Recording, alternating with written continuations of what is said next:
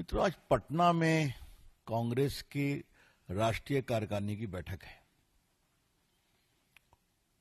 अब मेरे क्षेत्र में हो रही है, तो मुझे लगा कि वहीं से उनकी बातों का कुछ जवाब दिया जाए।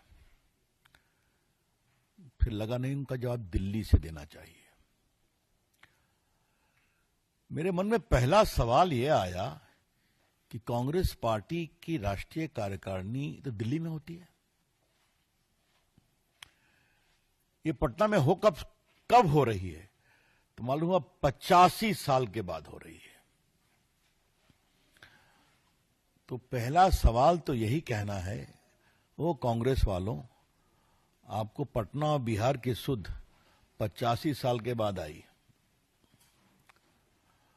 और ये मुझे आपको बताना इसलिए जरूरी है कि कांग्रेस पार्टी का जो कार्यालय है सदाकत आश्रम, वो भारत के आजादी के आंदोलन का केंद्र रहा है। और एक बात मैं अपने पत्रकार मित्रों को बता दूं, संजय तुमको याद होगा, राजेंद्र बाबू जब राष्ट्रपति पद से हटे थे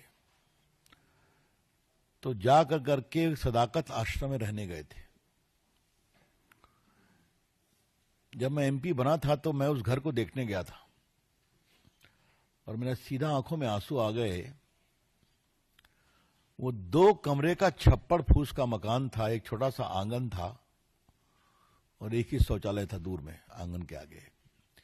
जो व्यक्ति 12 साल भारत का राष्ट्रपति रहा हो,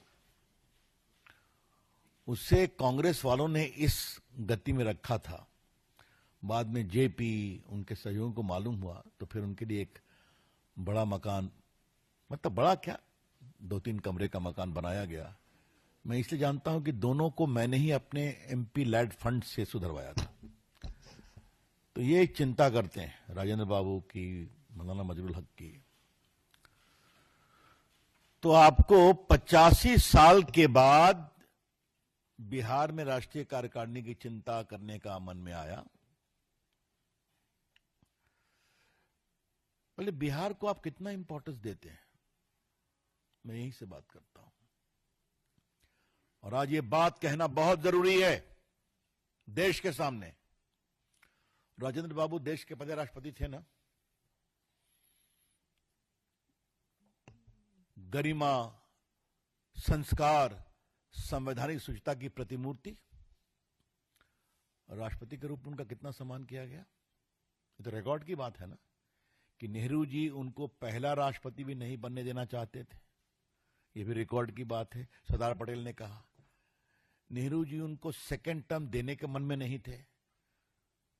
तो मौलाना आजाद ने एक बहुत बड़ी टिप्पणी की है जो दुर्गादास ने लिखा है अपनी किताब में, कि जब मैं आजादी के पन्नों को खोलता हूं मुझे राजेंद्र बाबू हर जगह दिखाई पड़ते हैं, आपके जो उम्मीदवार है मुझे कभी दिखाई नहीं पड़ते। तो ये सम्मान हुआ राजेंद्र बाबू का। लोकनायक जयप्रकाश नारायण, आजादी के आंदोलन के महान नेता, उनको गिरफ्तार भी किया गया, उनकी किडनी भी खराब हुई। तो ये आपने बिहार की चिंता की। और तो और आपने जगजीवन राम को भारत का प्रधानमंत्री नहीं बनने दिया, याद करिए आप।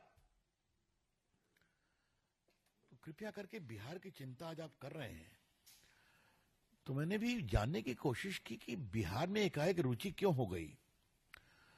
तो अभी जो ये मतदान तथाकथित त्रुटियों को लेकर जो इनकी यात्रा थी, उसमें राहुल गांधी ड्राइविंग सीट पर थे, याद है ना आपको, तेजस्वी पीछे थे।